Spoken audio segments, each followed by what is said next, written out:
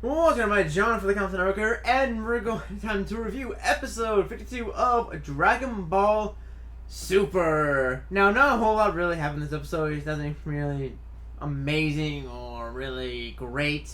It's pretty much just Trunks can see Gohan again. They're spending time together. That's really all it is. So, in my opinion, this was sort of a filler episode to kind of fill the gap between, the what's really going on with the Black Goku and possibly finding who Black Goku is in the next episode. That's really all it is. But I gotta admit, it's a nice break from the suspension that is, this arc that is of the Black Goku Future Trunks arc. So I thank you for that, because you need little breaks in between. But pretty much just the downplay of this episode was pretty much Trunks wanted to see Gohan again, since he hadn't seen him since really he fought Cell, and he wanted to kind of thank him for him training him in the future, which is kind of weird due to the fact that you're not really supposed to talk about somebody else's future, but that we kind of already broke that with Mai, and when he last went to the past, so it made some split timelines. It's very weird, but Piccolo basically informs her that he doesn't do martial arts anymore. He's a scholar. Trunks was very happy. You hear that Gohan's dream had come true. Because, of course, when, in his future, that future timeline, when Gohan was training Trunks, he talked about how, he wanted to be a scholar. He wanted to, in a sense, not really be the savior of the planet. He wanted to, have, in a sense, a quote-unquote normal life and have a family, a wife and kids, And Trunks is very happy to hear that, so he ends up meeting with Gohan and doesn't recognize him. Because he doesn't feel, as he says, he doesn't end the show, he doesn't feel his overwhelming power that he felt Gohan have when he fought Cell. Because remember, when he fought Cell, he was like the first Super Saiyan 2 ever. He was stronger than Goku and Vegeta. How even he was stronger than Trunks. He was the strongest fighter in all the universe. And since Gohan really hasn't been, really training, he's been training Piccolo, every now and then.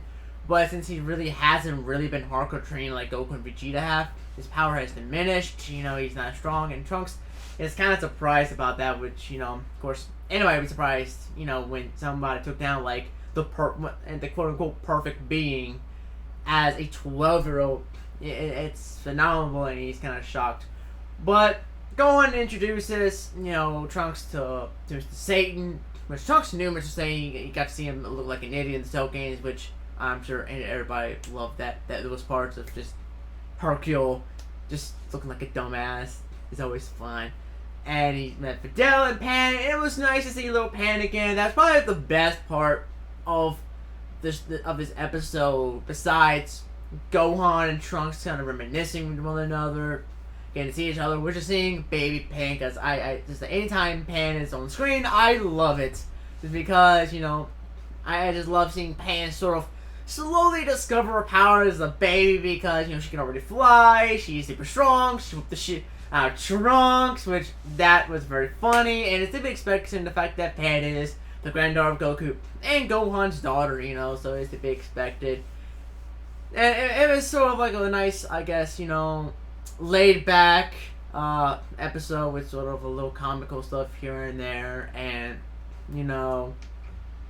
it was a nice episode overall. But the next episode of Super, of course, when we get to find out who Black is, and at the end of the episode, episode 2, we got to see Whis, Beerus, and Goku fly into Universe 10 to find the person who has the exact same key as Black does, and hopefully get to kind of see, and Goku's going to end up fighting a upcoming Kaioshin and a prodigy of just fighting in general. So it's going to be really, really cool to see that.